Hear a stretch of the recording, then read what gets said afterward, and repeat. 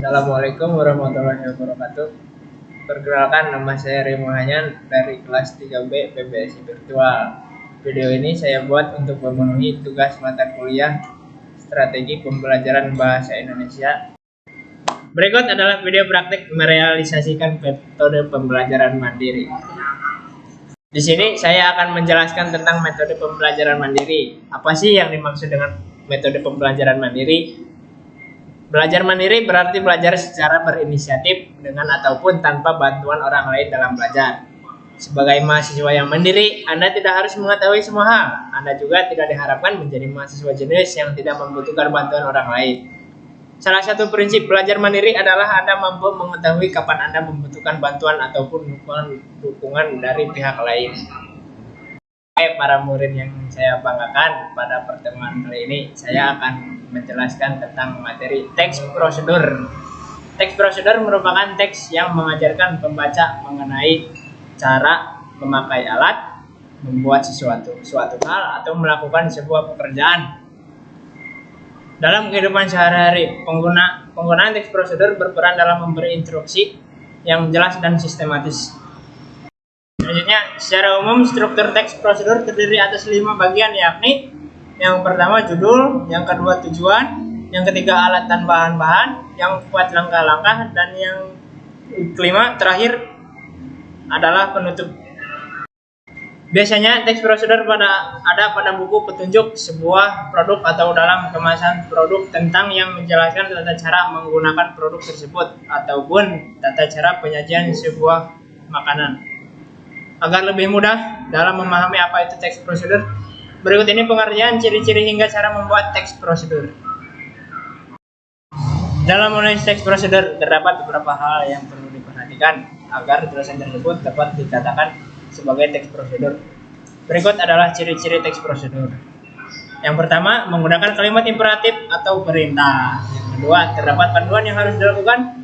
Yang ketiga, menggunakan kata kerja aktif. Yang keempat, menggunakan kata konjungsi atau kata hubung untuk menunjukkan urutan seperti pertama, kemudian, yang kedua, selanjutnya, dan sebagainya.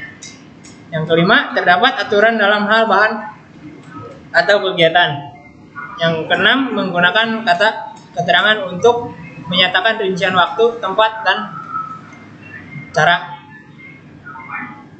Yang ketujuh, terdapat penomoran beserta isi kegiatan yang dilakukan secara berurutan. Jenis-jenis teks prosedur adalah sebagai berikut. Yang pertama, protokol.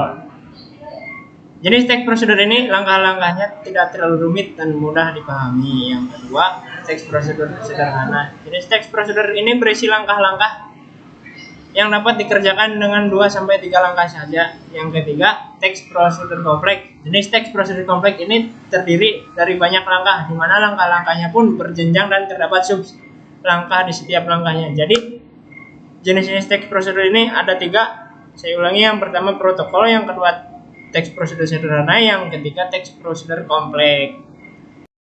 Nah, berikut adalah langkah-langkah apabila membuat sebuah teks prosedur. Yang pertama adalah menentukan topik atau tema, adalah langkah awal yang diperlukan dalam pembuatan teks prosedur. Kamu bisa memilih topik yang menarik seperti hobi yang diminati ataupun sesuai dengan keadaan saat ini. Yang kedua, mengumpulkan informasi. Kamu bisa menemukan berbagai informasi, sumber informasi dari internet, buku, jurnal, majalah, sosial media, dan sebagainya. Informasi yang dikumpulkan harus berkaitan dengan topik yang akan diangkat.